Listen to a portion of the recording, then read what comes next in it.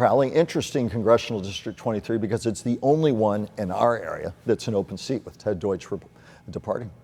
Well, you know, if the Republicans win this seat, it will be a tsunami for the Republican Party because Ted Deutsch held this seat for many years. It's always been a Democratic seat. It would just be an amazing thing for the Republican Party. And it's not totally out of the realm of possibility when you consider the fact that statewide for the first time, Republicans now have 300,000 more registered voters than Democrats. This could be a very surprising and interesting election. And as we see, turnout at the top of the ticket can influence down ballot races. Of course, congressional seats are not very down ballot, but you take my point. So we're going to have to see how it all plays out. And you're the first one to say, wait till all the votes are in and don't worry about the polling. Absolutely. You know, Ron DeSantis could have a big impact. Let's see what happens there. And also, I want your take on this. Another early return to Tallahassee. The governor announcing a third special lawmaking session coming before the end of the year. The topics: Hurricane Ian relief and more work on property insurance, a crisis for every Floridian. Capitol reporter Forrest Saunders with details. Welcome back to Tallahassee. First it was redistricting, then the Senate will be in order. Property insurance, and now Hurricane Ian relief expected to be the main focus for the third special session of 2022. The debris is there. We can't get that. We can't put that back together, pretend that didn't happen. But we can make it as easy as possible for people to get back on their feet. Speaking in Fort Myers Beach, Governor Ron DeSantis said he'll soon formally call lawmakers back to consider property tax rebates for the many home and business owners severely impacted by Ian. It was just everything, all belongings, everything waist deep of everything you own. Communities still recovering could also get additional state appropriations to backfill lost revenue. And there's more. Another round of property insurance reform on the docket, DeSantis says. That's after speaking with new House and Senate leadership, both open to the idea. Legislative session in May, there were some very positive reforms that were done, but there were also things that we wanted to do that the legislature at that time was not willing to do. I think we will be able to do that in this special session. No specifics on how the governor wants to stabilize Florida's teetering property insurance market. In the last 4 years, premiums have multiplied. Numerous insurers have left or failed. Frivolous litigation has to be limited. State Rep Tom Fabricio told us earlier this week that tackling Florida's gut of insurance lawsuits is the key. The state makes up 80% of the country's litigation while accounting for only about 8% of U.S. claims. I believe that there is an appetite to do the reform needed to stabilize the insurance market and to bring carriers back so that those carriers coming back to the state of Florida would compete for insurance premium. Democratic leaders didn't immediately comment on the early return, but criticized previous reforms for not helping consumers directly. I'm trying to show what Ron DeSantis has not done for our fellow Floridians. That includes gubernatorial candidate Charlie Crist, who said in a new statement, quote, "No one believes that Ron will finally do the right thing and fix his broken insurance market in his last month in office. It's another political stunt." And so you cannot be more at the intersection of politics and the need of consumers. Insurance, we all have to have it, or most of us do. Brian, your take on this latest special session that'll happen after the campaigns are all done, but before the beginning of the year? Well, this is a little bit like, putting up the stop sign after the accident.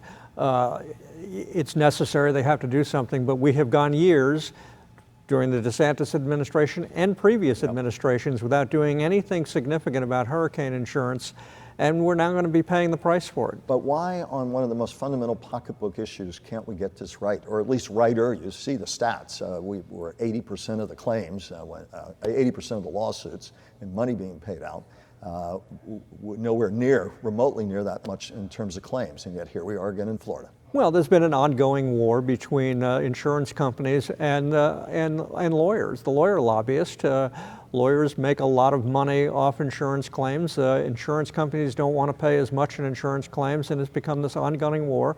And there's a lot of accusations of fraud. Will voter consumer voices finally win the day because it's just gotten so bad, or are you still skeptical? I remain skeptical because history. History says lobbyists tend to win faster than voters do. Brian, I want to turn to another topic as well. It's been a busy week, and next week's going to be just as busy. We had the Senate debate between the incumbent, Republican Marco Rubio, of course, and his challenger, Congresswoman Val Demings, former police chief in Central Florida. Here was one of their takes as they debated abortion. She supports taxpayer-funded abortion on demand for any reason at any time up until the moment of birth. Senator, how gullible do you really think Florida voters are? Number one, you have been clear that you support no exceptions, even including rape and incest. Now, as a police detective who investigated cases of rape and incest, no, Senator, I don't think it's okay. The abortion debate, the gun debate, the economy debate, it was heated. It was heated. I think it was a very good debate. I think it was important for voters to see it. The big shame in Florida is that we only have one debate for U.S. Senate seat, only one debate for the governor's race. We should have multiple debates. We should be able to watch these people discuss the issues, and if it gets heated, fine. Who won? Oh, I don't know that anybody won. I don't think anybody moved anybody that wasn't already supporting them. You know, the number one issue that's going to happen in this election is going to be the economy. And there are lots of folks who wish that abortion was the number one issue, but it's not. It's more likely number 3 or 4 on the list of things people are concerned about, and it may not be enough to move the needle. And in fact, no less than the New York Times, in an editorial late last week, Dave Brooks, one of their more conservative to moderate editorial writers, said why Republicans are surging. And they talked a lot about the economy, as you did, and that was a nationwide take. We'll have the gubernatorial debate, the one and only, between Ron DeSantis and Charlie Crist. All the polling suggests Ron DeSantis is in a good position. Pollings aren't votes, but nonetheless, what does Charlie Crist have to do, or can he do enough to make up that ground? Well, you know, and you know I choke on the word polling. I know but, you do. But looking at other things, he had an event in Jacksonville last week that This is Mr. Crist. Charlie Crist, which was had a very small turnout. I think they expected a much larger one. And frankly, the hurricane has helped Ron DeSantis as it would help any incumbent, because you're constantly holding press conferences, you're constantly there working on the issue, and it tends to bury other voices.